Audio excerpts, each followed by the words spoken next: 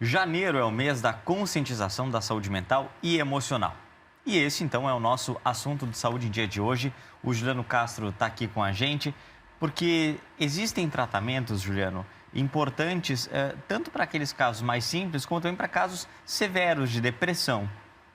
Verdade, Marco. Boa tarde para você, para Daniela, para você de casa também.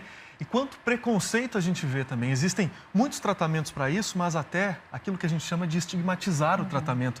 Quantas vezes a gente já não viu falar, né? O remédio causa depressão, causa ainda mais tristeza, ou então a dependência, ou então aquela outra velha, o tratamento complementar como praticar muita atividade física não vai resolver nada, ou inclusive o que a gente vai tratar hoje, para aqueles casos mais críticos da depressão, ondas elétricas, confundir com aquela velha história dos choques elétricos, né? Conto para você que fatores genéticos ou eventos traumáticos do cotidiano podem desencadear a depressão. Vamos ver na tela direto quais são alguns desses sintomas. Você vai ver aí, olha só. Sintomas psicológicos, primeiro, né? Você está vendo aí.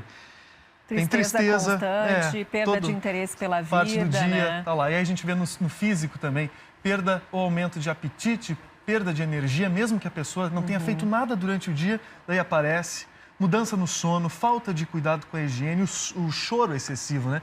Vamos mudar a tela para a gente ver agora. Você vai ver aí as formas de tratamento, as que mais aparecem, né? A psicoterapia é super importante também, mudanças de hábitos, medicamentos e ali para a depressão resistente. Estimulação magnética, estimulação elétrica. A gente vê que tem várias possibilidades de tratamento, né? Nesses últimos 2 casos, a luta dos médicos aqui do estado é para aprovar tratamentos para doentes graves, com casos críticos de depressão no Brasil inteiro. É uma luta constante. Enquanto isso, os pacientes vão contando diariamente com a evolução da ciência para ter uma vida nova. Vamos ver na reportagem. Desde o aparecimento dos primeiros sinais da depressão, a qualidade de vida do seu Álvaro só piorou. Era uma tristeza? Era um fundo de depressão. Depressão era o quadro a palavra que eu poderia usar mais correta para definir o que eu sentia. Tristeza. A situação complicou tanto que ele chegou a parar de interagir com a família, de se alimentar. Ele se isolou totalmente, não queria ouvir, deixou de vir rádio. Deixou de ler jornal. A estimativa da Organização Mundial da Saúde é que cerca de 5% da população brasileira enfrente algum quadro de depressão. E a última pesquisa do Ministério da Saúde apontou Porto Alegre como a capital que liderava esses diagnósticos em 2022. Uma condição que causa um sofrimento, uma incapacidade muito grande para a pessoa que está passando por esse tipo de situação, né, dessa condição clínica.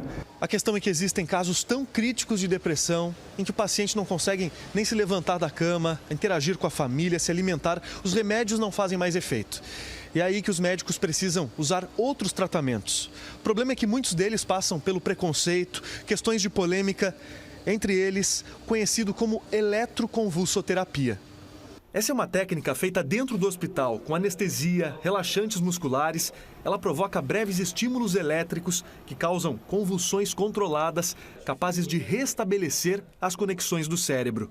Vão estimular células cerebrais, vão estimular a criação de novas sinapses, vão estimular que o tecido nervoso, né, tenha um estímulo e com isso ele volte a um nível de funcionamento que o transtorno psiquiátrico não está conseguindo mais, né, que aquele cérebro funcione dessa maneira. O paciente não sente nada durante o procedimento ou depois dele. São necessárias pelo menos 8 sessões. Elas são indicadas apenas para os casos mais severos da depressão, como a que o seu Álvaro teve. Ele só melhorou depois que passou por esse tratamento. Eu me sentia mais forte, né? Eu sentia mais confiante. Confiança, a palavra que eu defino, né? Confiança. Eu adquiri confiança em mim e nos médicos. 5 hospitais de Porto Alegre oferecem o tratamento. Apesar de não estar no SUS, no Hospital de Clínicas, ele é disponibilizado de graça aos pacientes já atendidos em estado crítico da depressão. O Dr. Marcelo conta que já rebateu muitas críticas relacionadas ao tratamento.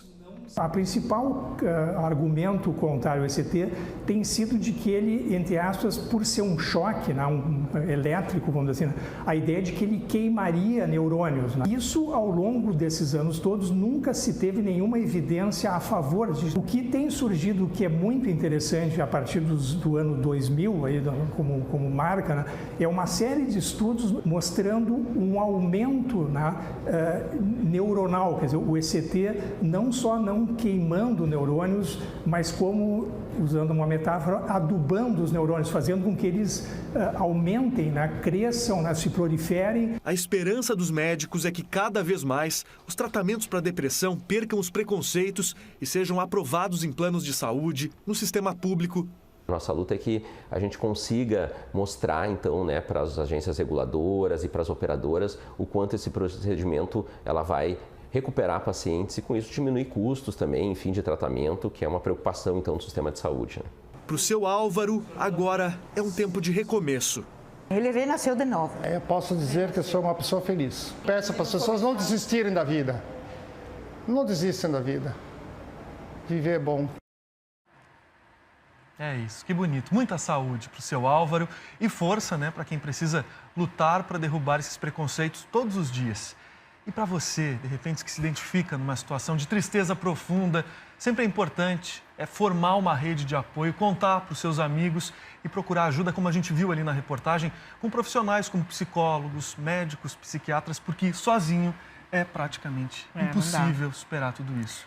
Não dá de jeito nenhum, né? E reconhecer que é uma doença, né, Juliana? E uma doença grave. Verdade. Obrigada, viu, Ju? Semana que vem a gente está de volta. Obrigado pela parceria de vocês e até terça. Tchau, Juliana. Tchau, tchau.